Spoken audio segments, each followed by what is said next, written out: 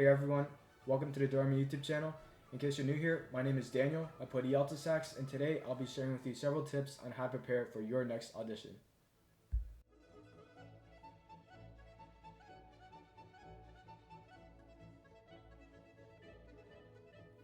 So whether you're practicing your skills, your prepared pieces, or anything else that's important for the audition, it's always important to practice with a metronome and a tuner. And in most cases, you'll probably have something like this, where it's a combination of both. In this case, I have the tuner on the left side and the metronome on the right side. A metronome makes sure that your playing is even and steady. It's something that the judges will definitely take a hard look at. And the same thing with the tuning side. Intonation is a huge part, a huge category in pretty much any audition that you're going to do in the future. And if you want more information on how to practice with a metronome and tuner, be sure to check out my previous video above.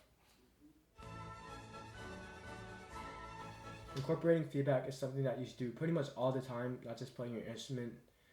So I strongly advise that you ask someone such as your band or orchestra director, your private tutor, or a peer that you definitely know is better than you, such as a section leader or someone who might be a higher seat, because they're more likely to provide you better advice than someone who is less skilled, less knowledgeable, or less experienced than you. And with my personal experience with incorporating feedback, I usually like to write down the feedback directly onto the music, because what that does is that every time I open up that piece of music, so whether that be 3 days from now, a week from now, a month from now, or any time, like anything that they told me in that particular moment is right there on a piece of paper. And I also advise you to ask for a mock audition, which will help you get used to the realistic conditions, which will help you perform under the real pressure, whether you're recording your audition, whether you're playing a live audition, or anything else like that. One thing that you definitely do not want to do before an audition is to overcram and overpractice. Because what that does is that kills your stamina, that allows you to get more sloppy with your playing.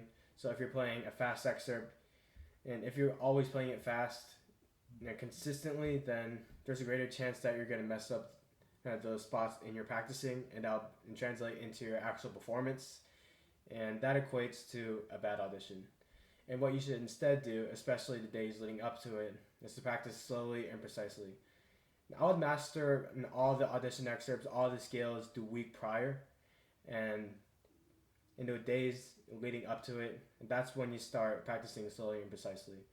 And maybe squeeze in one mock audition the day before, just to make sure that you're fresh and ready to go.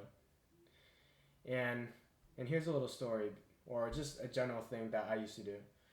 Because when I was in middle school, I was one of those hot shots before an audition that would pretty much blast off on my skills, blast off on my excerpts just to try to intimidate everybody. But when I actually went into the audition room, I would pretty much underperform and I would not get it. And here's a little skit of what the younger version of me would probably do.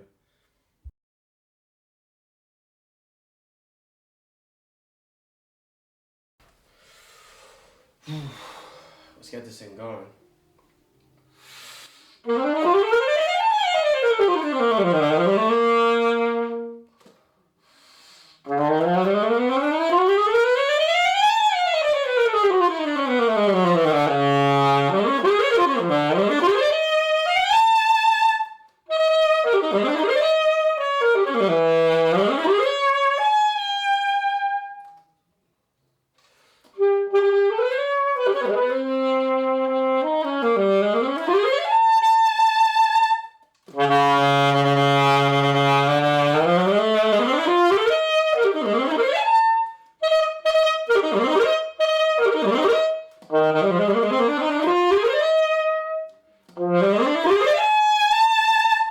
Okay,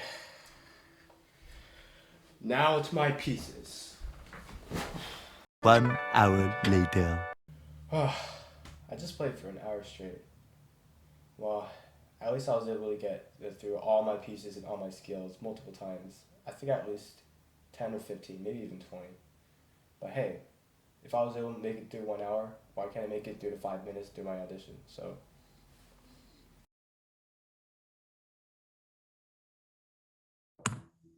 Hi, welcome to your audition. So you can play your scales whenever you're ready. You got this, Daniel. You got this. Okay,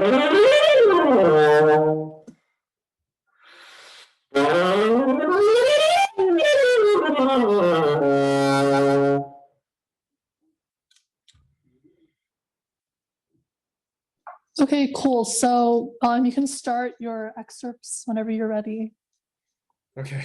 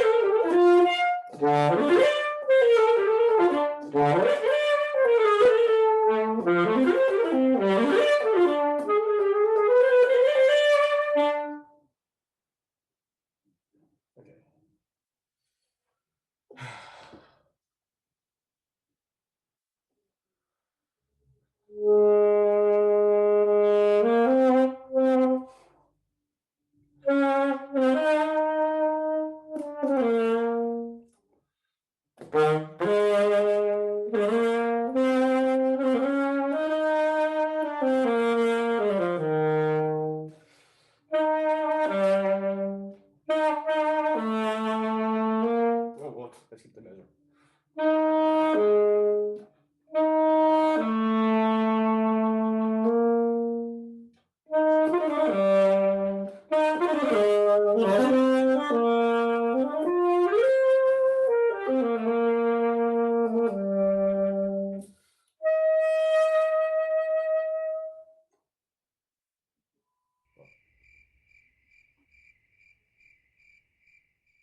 Okay, thank you so much for auditioning with us today, and the results will be posted about in a month. So best of luck.